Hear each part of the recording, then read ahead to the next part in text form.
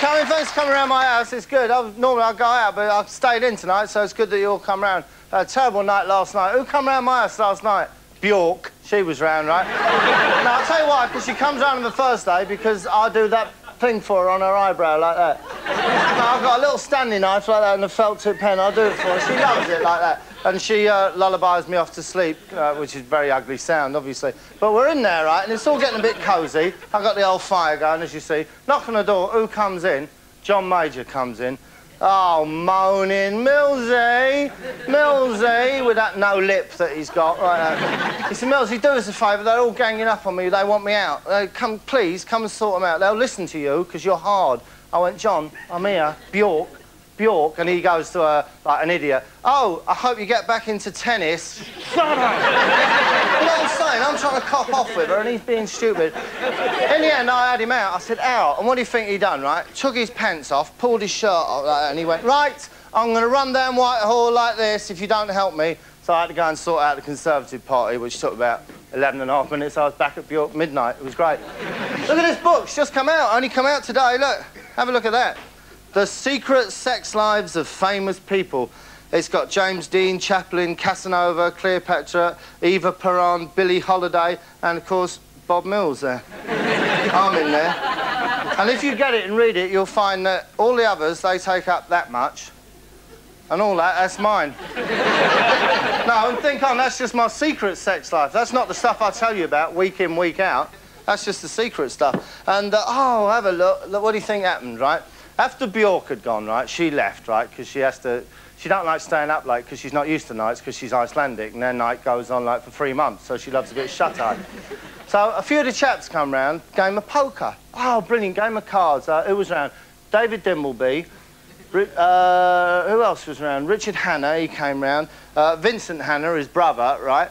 And Prince Philip, he always comes round. So we get a big bowl of nuts, a few bottles of beers, we'll have a game of poker, knock on the door, who's turned up? Brucey.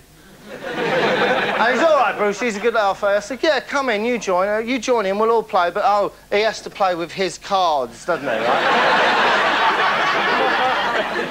You ever tried to play 7-card stud with them? You can't do it. You're all standing like, oh, hang on, over there, like that, and everyone can see your hand because it's flopping about like that. Ralph Harris, he likes playing with it like that because he can do that. But I hate it. And the other thing is, we're going like ace to the 9, jack to the deuce, king to the man, all that. And Brucey's going, oh, give me a higher one, higher, lower. He's a bit of a nuisance, really, Bruce. I only let him come round because he brings the dolly dealers. And between me and you, they live right the other side of Surbiton. They always manage to miss their last train home and wind up staying the night. But, you know, that's up to him, innit?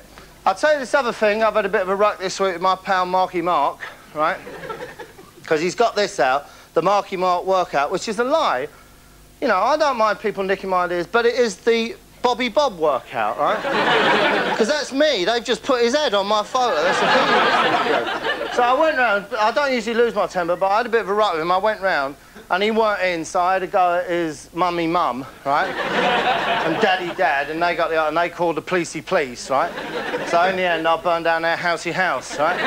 They've done that. Oh, word of advice, bit of a consumer tip. There's some biscuits out on the market. They're very, very tasty. They're rich chocolate fudge-covered creamed biscuits. They're beautiful, right? But be very careful. There they are there. Now, I ate a packet of them about 2 weeks ago. I'll spend the next 9 days in the caravan driving around the English countryside.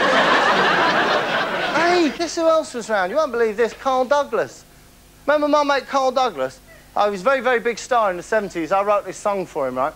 And we was reminiscing about the trouble that we had with the song. Because the song that I wrote was, hoo, hoo, ha.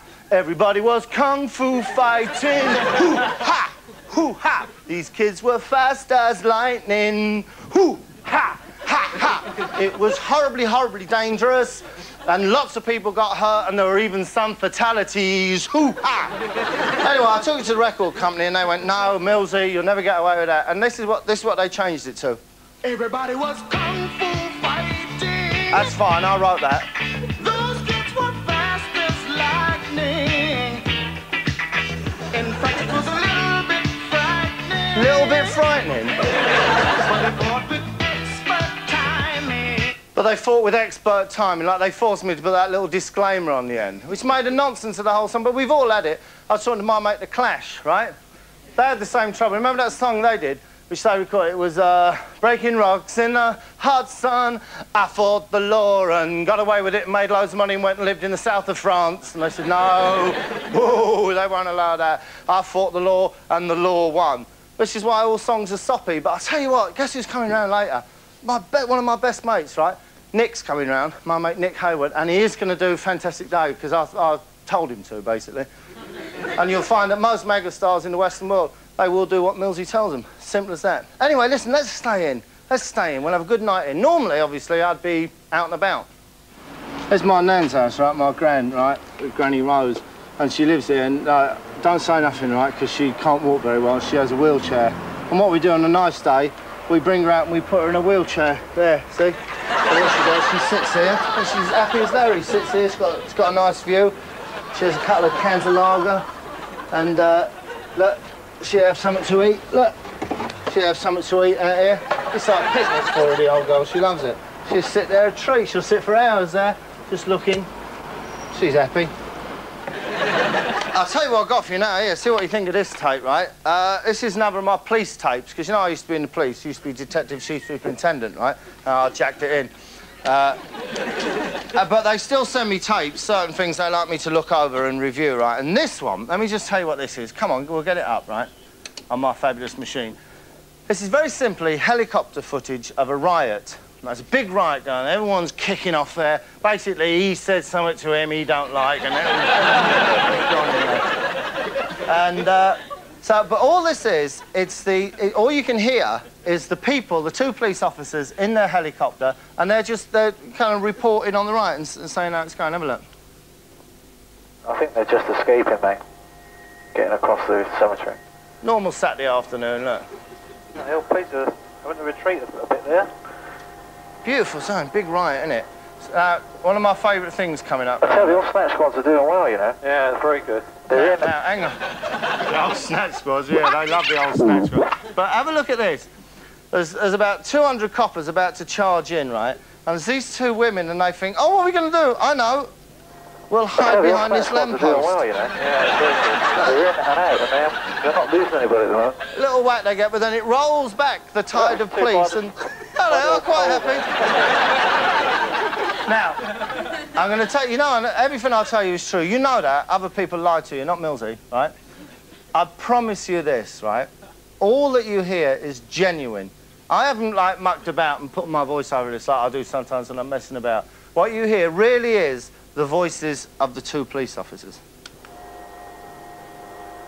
They don't like it up, Mr. Medinner. They don't like the Again? It's absolutely... They don't like it up, Mr. Medinner. They don't like the feel of cold wood. They don't like the feel of cold wood, oven. So next time you see a police helicopter, you think, oh, they're obviously being very serious out there. No, they're not. They're just having a laugh, basically. This is the other thing I want to show. Oh, have a look at this. You know, I do a lot of charity work. Obviously, you know that. I raise millions and millions of pounds every year for the poor in the third world. And I did a lot of work for the very poor people on the subcontinent.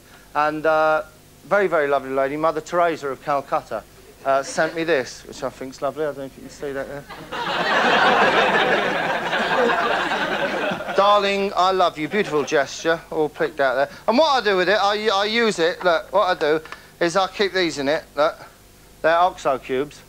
And when, like, Welsh people come round, I go, pineapple chunk? And I go, oh, it's a funny colour. And I go, no, that's what pineapples are like in my country. And I love it. But here we go, here we go. Another thing. How much do I love? What do I love? One of the most things I love in the world, right? Come on, you know me. What is it? Horticulture, right? That's gardening, OK? And this is one of my favourite blokes now. And he's going to tell you, definitely, how to make things grow really nicely. Here he is. Okay. And when you plant, you want to get your hedge a nice straight line and get the roots in. Richard and Judy. Like that. And put it in nicely. plant a hedge about 18 inches apart is a good rule of thumb. This is hawthorn. 18 inches? Yeah, 18 inches. Look, Richard's having a panic, look. No, because he's thinking... Which, not too close, you're gaining nothing, because remember He's thinking, no, hang on, I told Judy that was 18 inches. No, I didn't mean that. He's a lovely man, Richard, and he's never taken anything that didn't belong to him in his life. So he's planting them away. Yeah, they will. And you won't gain anything at all. No. What about the firs? Do you plant them about the same distance apart? You want to plant about sorry. 2 foot apart. 2 feet, right. And then there's another secret with these. Right, now, he's got them all. See how they are? They're all lovely. And he's got another secret with them, because he loves the secret. He's probably, I'll tell you what it'll be, just from my knowledge I've got, probably a bit of cold tea. Cold tea, or funny enough, aspirin dissolved in water. That'll help them grow. It'll be something that'll help them grow up. Next spring, the very end of next spring, just when they're growing, just when you think they're taking off, go like this. Oh, no! Cut it right down. And the first spring? Yep. Yep. So, let me just get this straight. His secret gardening tip is plant them all very, very carefully, get them all looking nice, and then kill them. It's wonderful, isn't it? It's a good job he never chose to become a doctor, basically, isn't it? But that, let them grow, kill them. That's horticulture for you. You see, potentially very dangerous, very, very heavy flower pot now, kept in by metal railing. But what about if that wall corrodes? What about then? The mortar comes away, the railings topple, down comes the flower pot. Party of school children, perhaps on their way to a theatre visit, walking along here. You could have half a dozen kids, I would say, with a plant pot that size. Lovely. Yeah, they were great days, lads, great days. I just found one of my old photos. Look, that's me when I used to be in my band. That's me, look, when I was in ZZ Top. There you go. I had to leave because I committed the mortal sin, basically. I had a shave, simple as that. Another documentary for you now, because I make documentaries in my spare time when I'm not, like, saving the whale and discovering new continents and sleeping with celebrities and that. And this is one. Yeah, I'll tell you what this is. There's a strange kind of thing that crops up every now and again when you're doing a documentary. Look, what this one is about. It's about a housing estate. It's about an estate in Hackney, funnily enough. And what you do is you always say to the people, look, we're going to be filming you, but just ignore us. Just ignore us. And this is a tenants association meeting, and all these people are very happily ignoring us. There you go. There's some people, there's that lady there. Used to be Galen in Planet of the Apes, right? She's there, little shiny leg, look, bruised there. This gentleman's discovered a fly there that he didn't know was there. And this gentleman here, obviously genuine hair, and I won't hear a word against him, right? So that's what you say, ignore us. It's a real-life, natural film. Just let it flow. Don't take any notice of the camera. But every now and again, someone turns up late who hasn't heard the instruction, really. The old age pensioners' bungalows are a disgrace. What are your policies on them? Or are you just going to let the people die? He's all right, he's ignoring it. Why did a tenant die She's 2 fine. weeks before anyone would tell? Well, have you got any questions then, tenants, He was talking about the children running wild on the estate, which they do. Look, he's going, hey, look, it's a camera. What's the matter with you? We're on telly, come on. And I think it's up to us as a community to do this is something my best for the kids, so profile. they're not having to be wandering around the estate, having nothing to do, because it's sheer boredom that lets them go into the lifts, bash the lifts up, spray graffiti everywhere. I mean, we've all been kids, we've all... Now then, I'll tell you what has happened now, right? This man suddenly realised, all right, I've looked at the camera and it's all fun, but wait a minute. You know, I've been around for a while now and I've had some thoughts, I've had some theories that I've worked out, and no one's ever listened to me, but now I'm on telly, maybe I should start telling people about what I think about the state of the world. There's nowhere for them near here to go. You said there is a future, OK? What future? There is no future. I'm saying they There is are just our the present future. and today. There is... See? Philosophy, like, I know what you think. No, this is Open University, philosophy. There is no future, there is just a present and today. No future. There is a future. There is It's no up to future. us to make that future. Because tomorrow never comes. Because there's always a tomorrow after tomorrow. There is no There's never a future. yesterday either, was there? Hang on, look, she's spoilt it now, this woman, look. He's being perfectly sensible, look, this is what he's saying. Because tomorrow never comes. Because there's always a tomorrow after tomorrow. There is no There was never a future. yesterday either, was there. Oh, don't be stupid. Of course there was a yesterday. Everybody knows that. You're just being idiotic, you are. There is no future. Now then, we come to this point. And like all great philosophers, he has to struggle to be heard. His philosophy in life on this, ladies and gentlemen, I'm sorry, but we've ruined this planet. We've blown it. Oh, you can try and ecologise till you're blue in the face. We have blown it, and the only decent thing to do is like a mass suicide. Just blow each other up. Just have done with it, and let the world start again. And maybe the world that grows out of it will be, I don't know, somehow. Well, let him explain. Because there's been everybody. Because I've left with my solicitor. He's wrote and he's wrote and wrote to the council. There's not one of his letters. Destroy this lousy world. Listen a minute, I'm talking. Just as he was going to make his big point, she has to pay. Will you shut up, please? What do I want to know about the secret of the universe for? And he was just going to reach his point, and he now realises that the camera's going away from him. He's going to lose his chance, and he has to. He's wonderful. He has to dart in and just tell them what he believes. Destroy this lousy world. Listen a minute, I'm talking. To make way for a new and better one. That's all I wanted to say. Make way for a new and better one. There you go, rosebush coming there to fruition.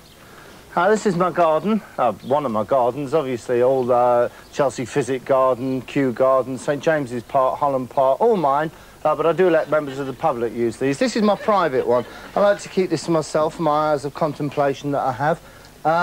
This is this beautiful little, just a little springtime display, nothing fancy, but one problem here, you can see, can you see this? Look, now that's just the beginning of an aphid there. Very dangerous on chrysanthemums, rhododendrons, anything like that. And what you have to do, thumb and forefinger, pinch it, not too tight, and just pluck that away. Pluck that away, which will cure it in the short term. But what you need to do to kind of stop that happening again is just come out, maybe second, third week in February, and just things are good whacking like that. Like that. And things like this, just against the fence, anything like that. And then trees that just come up every left, right, and centre like that. And that'll be lovely. Now, you come back here in April, May, and you see this will be beautiful, absolutely lovely. Because the garden is a thing of joy, a thing of beauty, forever. Fantastic day.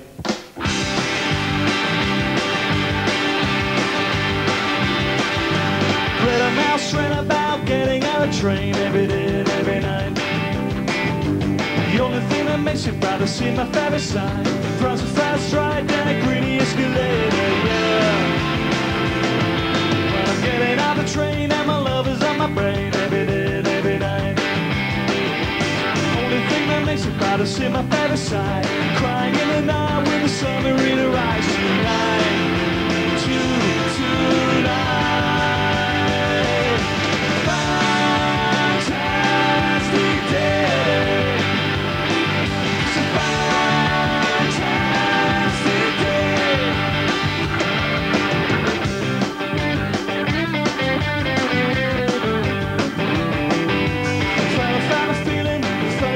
Smile when your mouth is all dry. Why? Please tell me why. Yeah, yeah, yeah, yeah, yeah, yeah.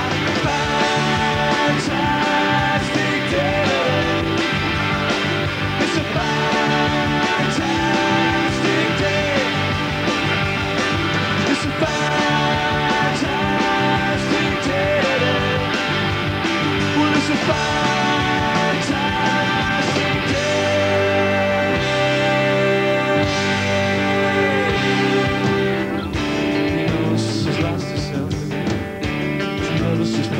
By. Try to share himself, be a happier guy. Well, night, yeah. I see it in her eyes now, summer never smiles on a happy holiday.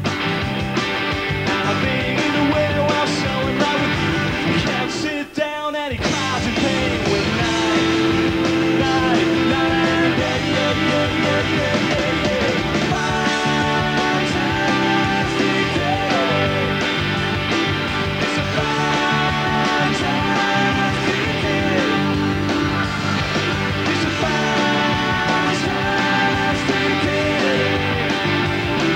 It's a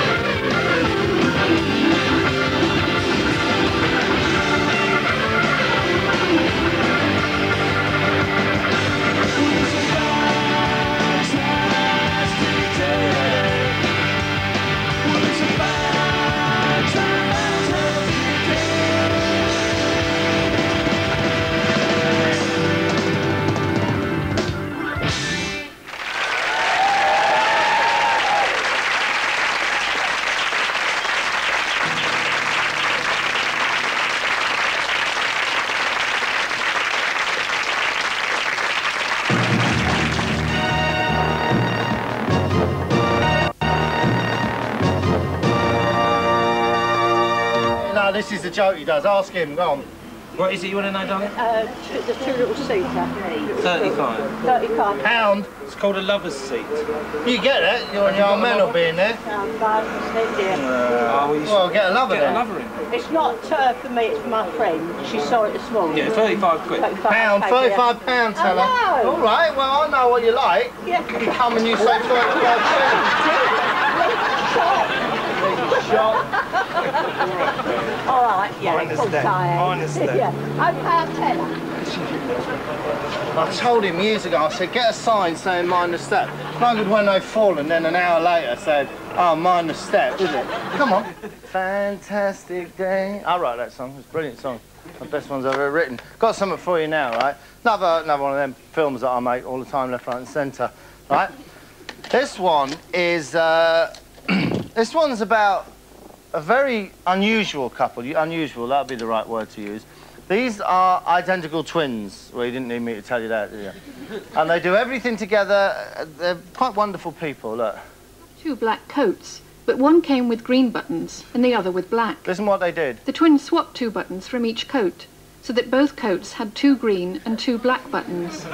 Everything must be identical, even down to the smallest of details. It's incredible, isn't it, to live like that? To be honest, I know exactly what the reason I chose to make the film about them, because I suffered with exactly the same thing, right, with Tom Cruise, right? Because you know, me and Tom were born joined at the hip. You know that, and they had the pioneering operation. But we couldn't let each other go. But then in the end, I said, Tom, make a life for yourself.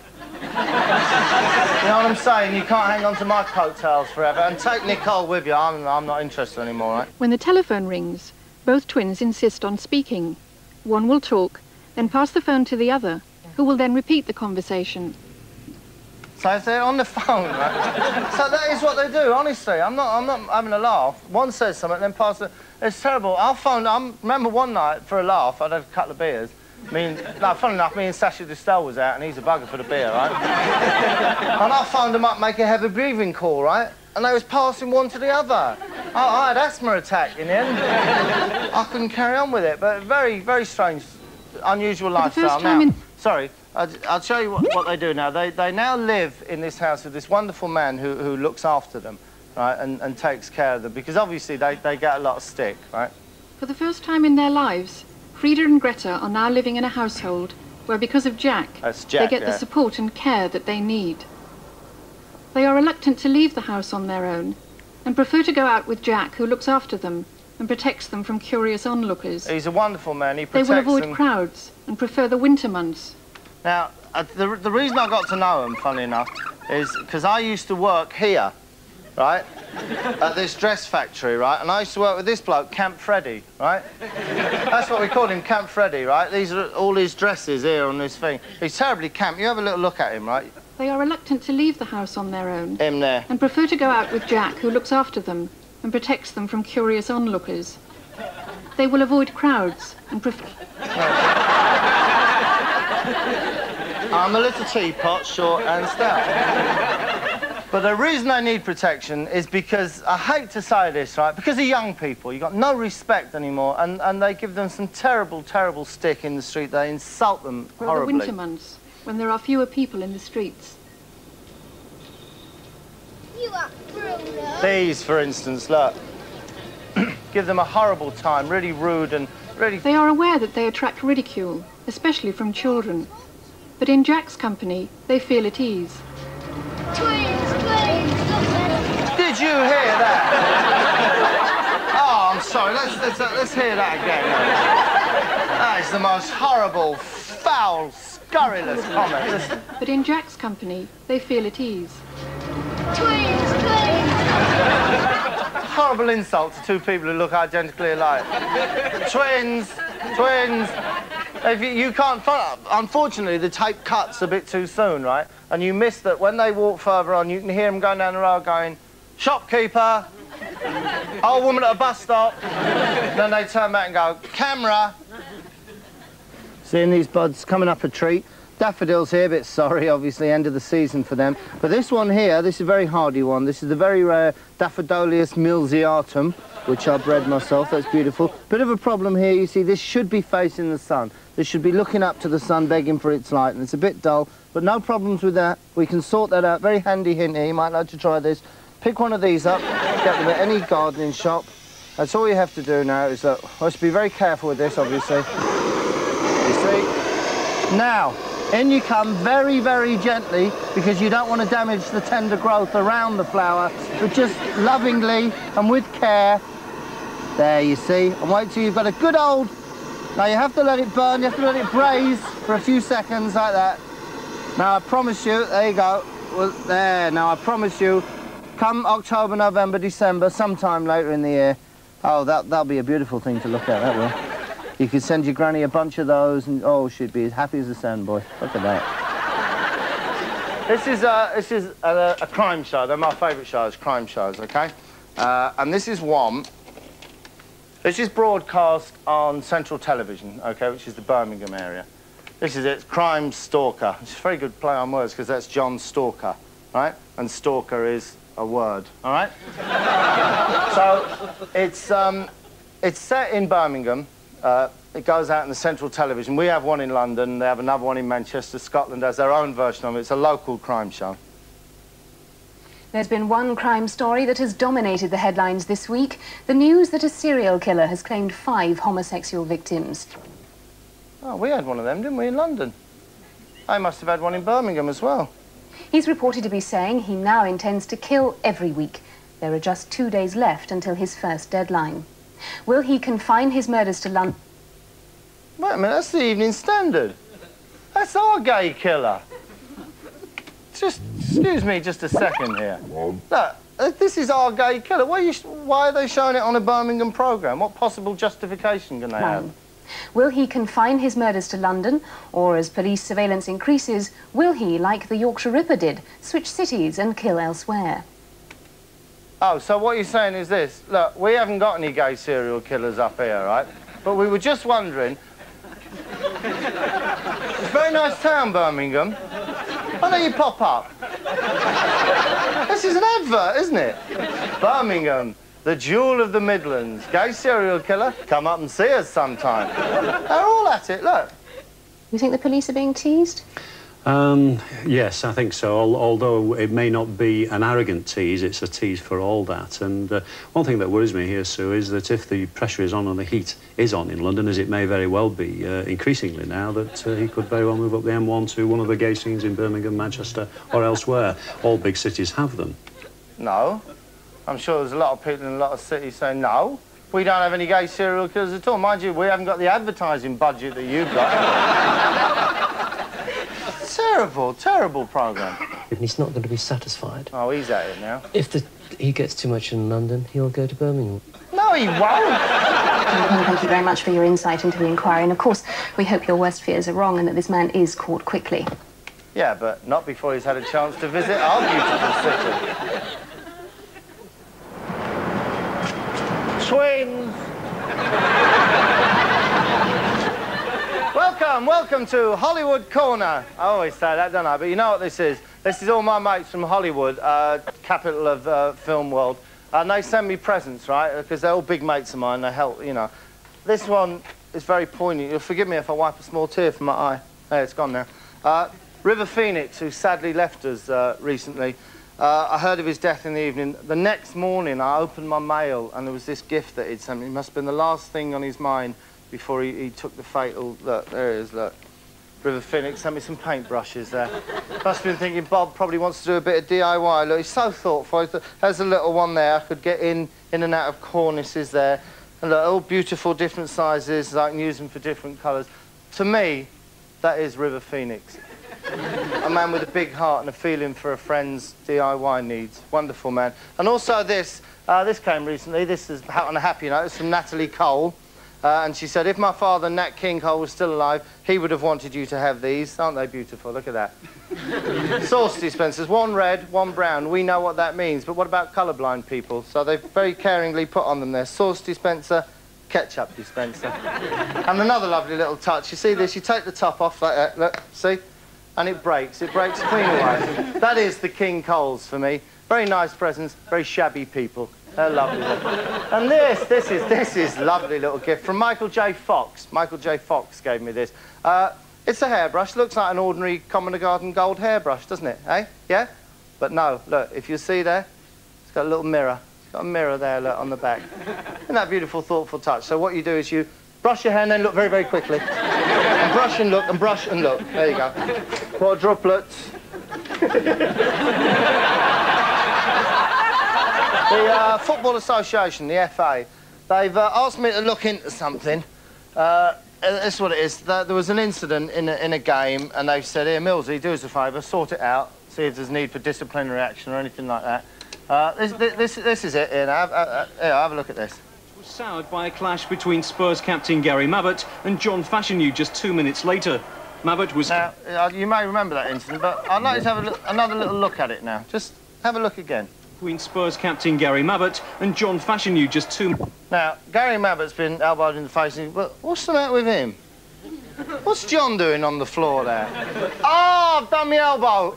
Oh, no, I'm the injured one. I'm the injured one. Mabbott was carried off with a fractured cheekbone, which needed surgery tonight and could put him out for 6 weeks. Yeah, but what about Spurs John? manager Ozzy Ardiles angrily criticised referee Keith Hackett's handling of the... Now, you see, to you, the layperson, that's just, you know, that's the kind of thing that happens. But watch very, very carefully. Stop, now. Can you see over there? You couldn't see it because you're untrained eye. You was never in the FBI, no? No? You see a little flash there, which is obviously a sniper's bullet, right? And it's come down, and they've got... John, look, he's gone down. Fashanu used his elbow. They've gone down. Now, where did that happen? Spurs, right? And we're up at Spurs here, all the directors in the Texas Book Depository stand here. And where do the supporters go? On the grassy knoll end, right? Oh, we are the grassy knoll boys. Kennedy, Kennedy, Kennedy. So that's what it is. It's a big conspiracy theory, and I am giving it some serious thought, all right? So next time you see something that looks ordinary, just send it to me and I'll make it look extraordinary for you. Simple as that. We've done this really good trick, right, on my mate, Richie Templeton Dubois. What he does, he's a sign painter, right? He paints and he does signs for pubs. And he had to do this one, Prince of Wales, right, Prince Charles. And he had a picture of Prince Charles, and we only nicked it and put a picture of Danny LaRue in instead, and he painted that, look. Now, Nick, go on, don't worry about me helping you all the time. I've lent you my bedroom, least you can do is give us a song. Go on.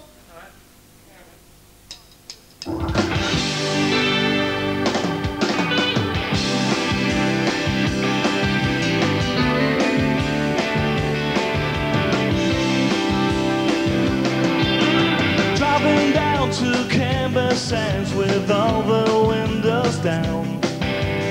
All your pleasures flourish as they hit the ground.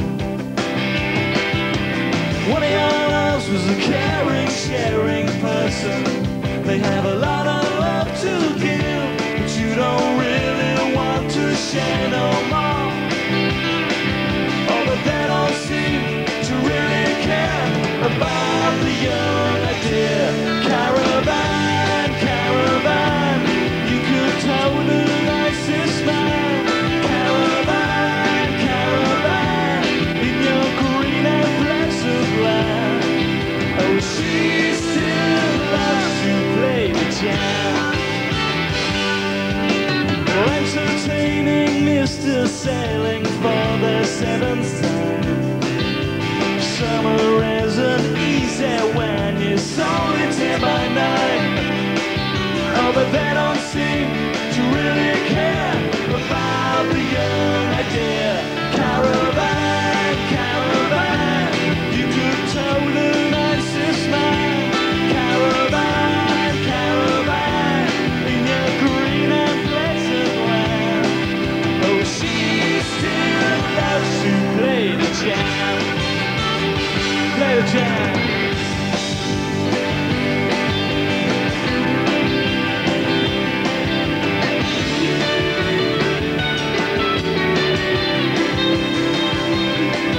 Oh, but they don't seem to really care about the young idea. Caravan, caravan, you could tow the nicest man in your new caravan. You just love to play the jam. Caravan,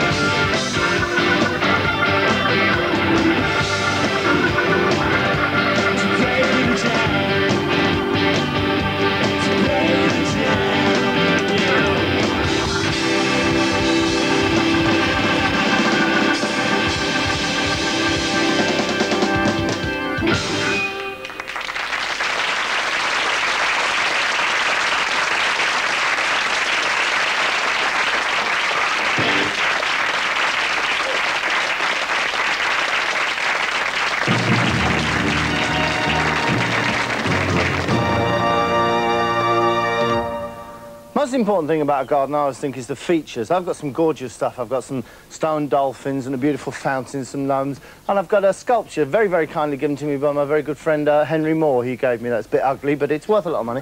And this here, look at this, isn't this gorgeous, this trellis work? And what I'll do is I'll plant down here some Virginia creepers. They'll come up, intertwine, it'll be all beautiful, and it'll be a blaze of colour. Slight problem, though, that we've got with this trellis. Just come and have a look at this. You see there? Slightly discoloured, that's mildew. That's mildew, which would affect the quality of any creeper. But don't worry about that. Very, very simple technique for dealing with that. Just have a little look at this. Here we go.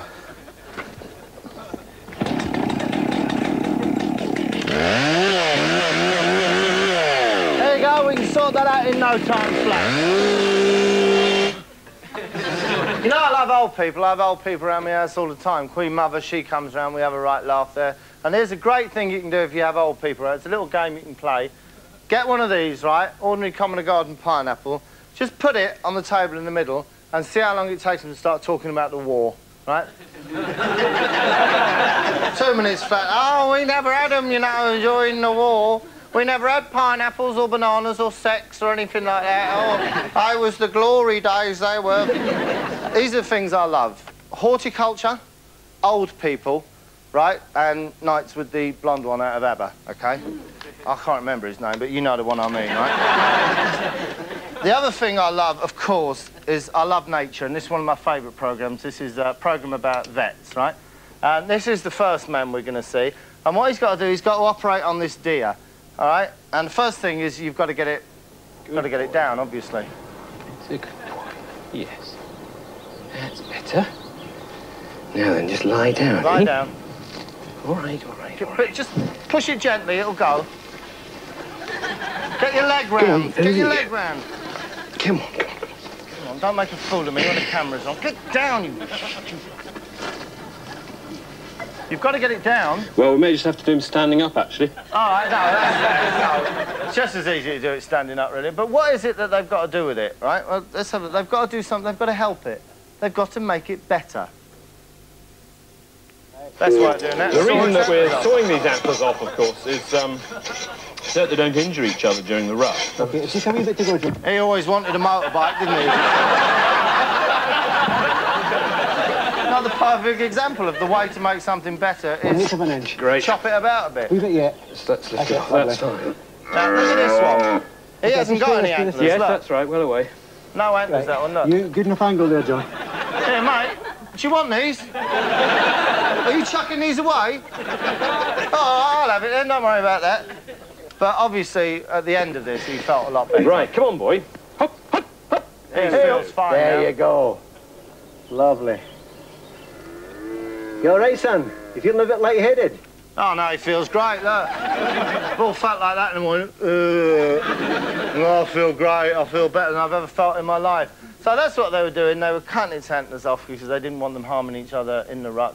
And because vets, more than anybody else in the world, care about animals. They really do. And there's nothing they like better after they've finished all that than, you know, have a little snack, perhaps. Well, after all that hard work I've done today, I'm ready for this. Venison pie, the first ever. No! He's eating it! That's what you do. Make it better, kill it, eat it. Mmm, lovely. Mmm. Oh, tell you. That is delicious. Hey, by the way, this is Nicola. She's the one responsible not only for the pies, but for all the things to do with selling the venison. What can you do with venison, Nicola? Well, the best thing you can do is leave it where it is, in the wild, obviously. Not kill it and eat it, you horrible grey fool. This last bit now, what you have to do is this, is listen very, very carefully. It's very faint, but you can hear something. They're talking, but I've got a special thing on my machine. I'll try and get the volume of them talking down and see if you can just hear this. Listen. Now, John, Mummy! Mummy! Where are you, Mummy? I can smell you, but I can't see you. So, what's on the menu next week, then, Mr. Vet? Well, that's just Oh, about it them. for today. But next week we'll be visiting a top Lovely. small animal show in the north of England Oh, and a and bit of finding rabbit out how pie. a deadly Oh, virus is super. threatening to destroy the rabbit population of this country. And I'll be visiting a top racing stables at Newmarket. Well, we'll be fricasseeing the winner of the 1986 10,000 guineas. Look, That's showing you how to cook horses here. Put them in a deep fat fryer, OK? Look at that. That'll be lovely, that, with a few chips, won't it? You can't beat it. A good thoroughbred racehorse on a curry, it'd be lovely. This is a parenthood video, OK? And it's presented by a very, very old friend of mine. You might know him, I don't know. A man by the name of Mr. Paul Sykes, right?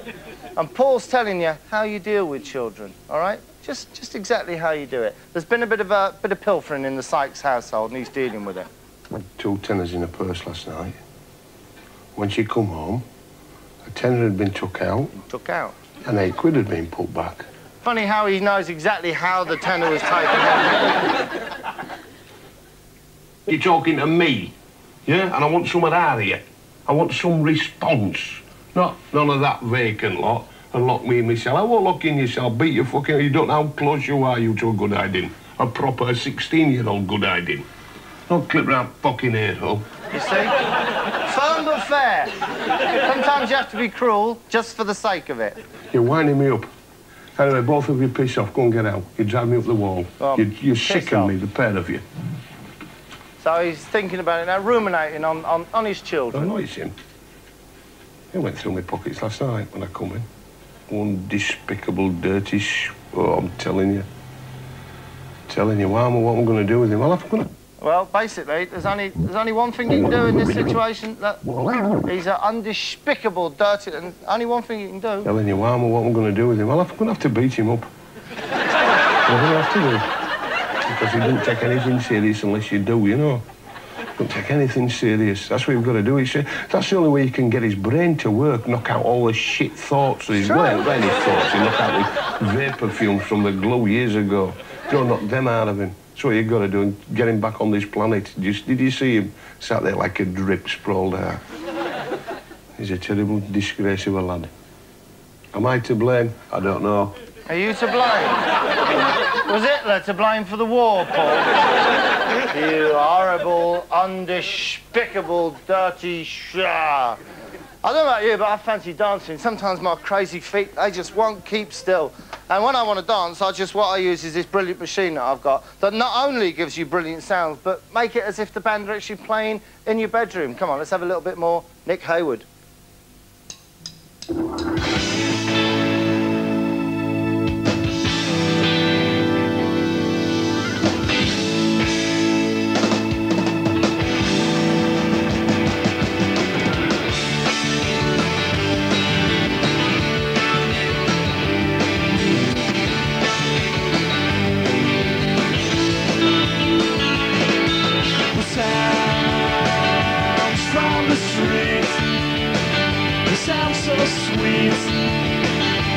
What's in her name?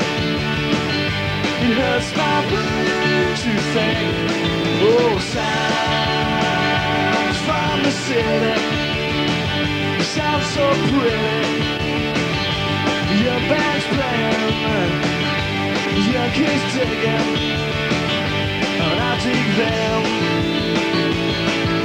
The USA's got the scene, the place kids have got the streets. Well, I don't mind the city of life. Sounds like a street, sounds just fine. Oh, sounds, fire voices, rock and roll rejoices. To something new to say. The USA's got the scene, like a place made of got the streets. Well, I don't mind the city of life. Sounds from the street, sounds just fine. Sound.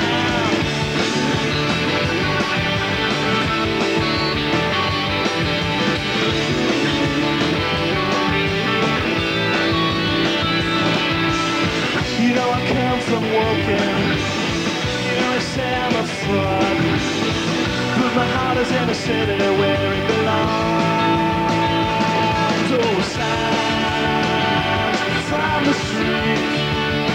It sounds so sweet. What's in a name?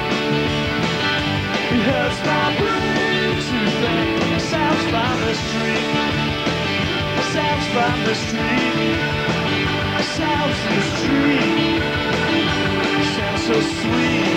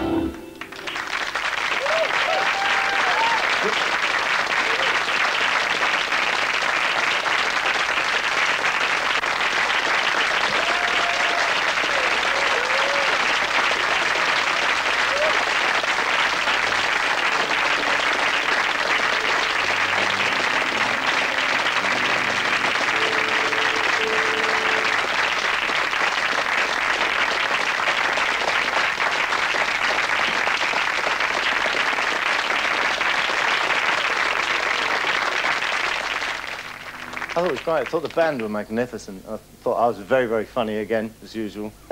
Won't be a minute, Bob. We've just got a problem with the camera. OK. Well, what's wrong with it? We can't get a white balance. Yeah, no, I'll tell you what you've done here. Look, come here. Look. Here, no, you have to not do with these old cameras. Look, you see this lead here to your oscilloscope monitor? This is negative Earth. Look, here's what you're going to do. Look, just here, look. There you go, that's perfect now. That's working much better. That's a brilliant picture. People at home, they think they've got a new telly now with that. Brilliant. You've broken it. Oh, my elbow's gone. Oh.